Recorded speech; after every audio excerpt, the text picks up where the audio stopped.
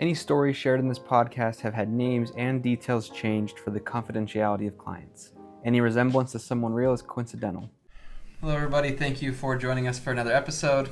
Continue along with what we've been doing. We're going to talk about some more things that can stop you from being successful in therapy. Specifically today, we are going to talk about if you have the wrong therapist. Before, we've talked about how do you know if you have a bad therapist, a therapist who's has lots of red flags or is crossing lines, but this is a little bit of a different conversation, I think. Maybe more in the direction of the person you're seeing could be a great therapist, but the wrong therapist for you. Right.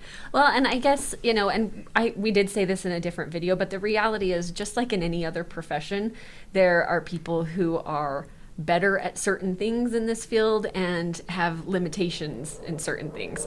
And so when we say all therapists are created equal, it's not really accurate, right? And that doesn't matter as long as you have the right therapist for the kind of treatment that you need, right? In my areas of deficiency, that's why I always say, go see Shara. That's also what I say. No, thank you. Actually, more accurately, I send people to Josh. Actually, I think he's very different than me. Yeah, I actually do too. You and I have a pretty similar approach, and so I actually think the same thing. Sometimes I'll say you need to go see Josh or Taylor because they operate pretty much opposite in a lot of ways. I think she is like my female version the more I get to know her. Yeah, so one of the things that I think would be a helpful place to start for people is if you're looking for a therapist, or if you have a therapist and you're wondering if they're the right therapist for you, one of the important things is to make sure that they have the right kind of training. Right? Yeah. There are so many different things people seek out therapy for, from relationship issues to trauma to anxiety to depression to whatever. And a lot of therapists have a really good general approach, but not every therapist is trained in specifics for treating certain things. I've never received training for relationship counseling, so I don't take any couples. But if that is what you're seeking, right, don't come to me. I will be the wrong therapist for you. Yeah, you might be a good fit in some of the other criteria, but as far as training goes, yeah, you don't want to come and see me for that. Whenever I have a client ask me if they can bring their spouse in or whatever, I always tell them, I have enough stuff to give you one really good session, but if you want more than that, you'll have to find a couples therapist. Fair enough. Right. Well, and I would say, as far as my training goes, I've had a lot of training in trauma-informed interventions, right? I haven't had a lot of training in OCD interventions. And so if you're coming in with a lot of OCD symptoms, I'm probably not the right therapist for you, because my training really has been informed by all of these different trauma type therapies, and really they're not really great as far as transferable. It doesn't really work like that. Yeah, the skill set to mix and match the interventions are not always extremely compatible, right? Now, one maybe disclaimer before we get into some of the other ones is no therapist is going to be perfect in all of these scenarios, right?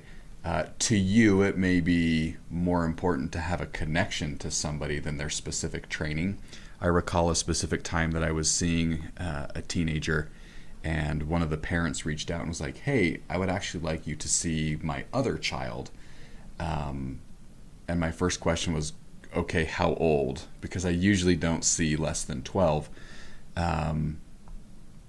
And was definitely less than 12. And I says, look, this is not my area of expertise. I do not claim to have any ability to do this. My recommendation would be not me, right?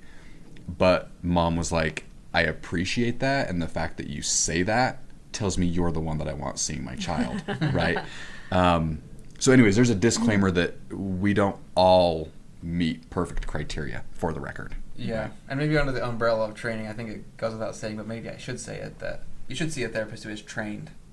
Period. Yeah. Period. Right? Yeah, there are a lot of alternatives, but we've talked about it before. When it comes to coaching and therapy and things, they have different goals and different methods and different really purposes. And so make sure you're going to someone who's trained in the specific thing you're looking for. Right, even if it is a coach, right? Yeah. Somebody who has training in that specific area, some expertise in that specific area. Right.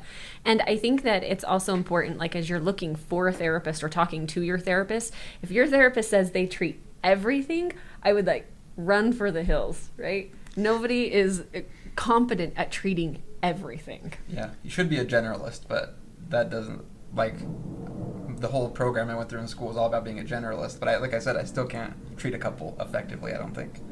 The more training I do, the more I wonder if I even know what I'm doing. Okay, so I think we've done a good job at claiming training is important when seeking the right fit for you. What other criteria would you guys suggest is important? The next big one that I think of is what we call transference. And that's maybe too clinical of a term, but that's basically like when you sit down with a therapist and there's something about them that doesn't sit right with you. Maybe it reminds you of, maybe Josh looks just like your dad and you hate your dad and that's just not going to work for you, right? That's a kind of the classic example, but something like that. I had a situation where I had a client, and to their credit, they came for 4 or 5 sessions and gave it a fair shot, and then transferred to another therapist here saying that they just had a really hard time. They realized they were having a hard time after a few sessions really being like vulnerable and open with a male therapist. And that's all it was, right? The fact that I was a guy and it was just hard for this person to open up, and so they felt like they may be better off seeing a female therapist, and that would fall into this category of transference. Right. There may be things about the therapist that you see that are not like lapses in their knowledge or something like that. It's just that something about them doesn't come across quite right to you. Yeah, we call it transference in the clinical world, but I think a good generalist term would be the connection. Do you feel the connection with whoever your provider is? And it could be something big, it could be something little. Giving it a fair shake is good. And I also think one thing you could do in this scenario is bring that up to the provider. Just say, hey, I'm having a hard time opening up. That may help. It may not, right? But that idea of transference or connection, or perhaps on our end, we call it counter-transference, right? But having the ability to connect, we believe, is an important factor. Yeah, I think if you talk to your therapist about it, hopefully they can help you identify, is this actually just something we need to work on? You need to learn how to be emotionally vulnerable, or actually maybe this is maybe you do need to go talk to somebody else. Because I've seen it the other way. I've had clients intentionally seek me out because I was a male and they knew it would be a little bit more difficult for them, but they wanted to gain some comfortability being vulnerable to a male. Right. So then the third and last thing we'll talk about today is the therapist style. So a therapist style, or kind of their approach to therapy, can be very different. So one of the things that I would say about this, if we were going to get a little bit clearer about what this even is, my style of therapy, maybe I'm trained in trauma kinds of therapy, but my style of therapy is a little bit more gentle. So like if you're looking for somebody who's going to just like be super blunt with you, it's not that I don't say what needs to be said, but I'm going to deliver it a bit more gently, right? And I'm going to take some time, make sure that it lands okay, that kind of a thing. And sometimes I think that people, that's not really the approach they're looking for. They want to go in, they want to hear, look, you need to do this and this and this, and you got to work on it this way, and like done, yeah. Right? And so I think for some people, like that style of maybe like a little bit softer is not quite what they're looking for. Yeah, I think some people would really appreciate the gentle approach, and other people would probably get very tired of it very quickly. Right. I talked to an acquaintance of mine the other day, and he asked what I did for a living, and I told him that I did mental health, and so he began to tell me. Your first mistake is telling someone you're a therapist. Yeah, because then everyone's like, "You're weird."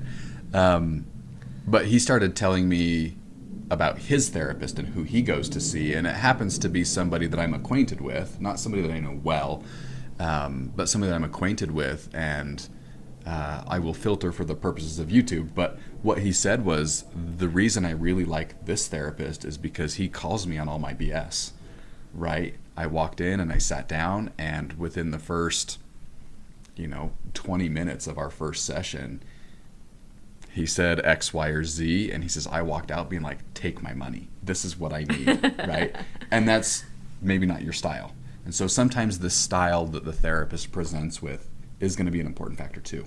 Yeah, and I think every therapist has like modalities is the wrong word, but certain kind of skills they put more weight in things. Like if you come see me and you really hate any kind of breathing or mindfulness or meditation, like you're not going to like me that much, because that's like where my brain goes a lot.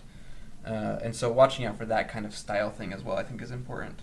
Right. Well, and I would say, like, even as we're sitting and talking about this, one of the things I noticed about myself as a therapist is that if somebody wants to come into me and say, hey, like, I want you to just give me a couple of coping skills to work on this thing, I'm probably not a good therapist for you, because I don't want to just throw coping skills at an issue. I want to like get to the root of whatever's going on and address that.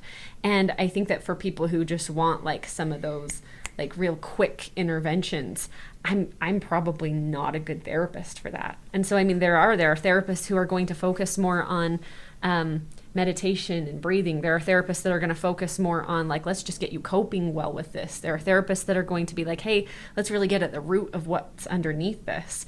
And they're all just stylistic differences. All of the things can be helpful, but they're very different. Sure.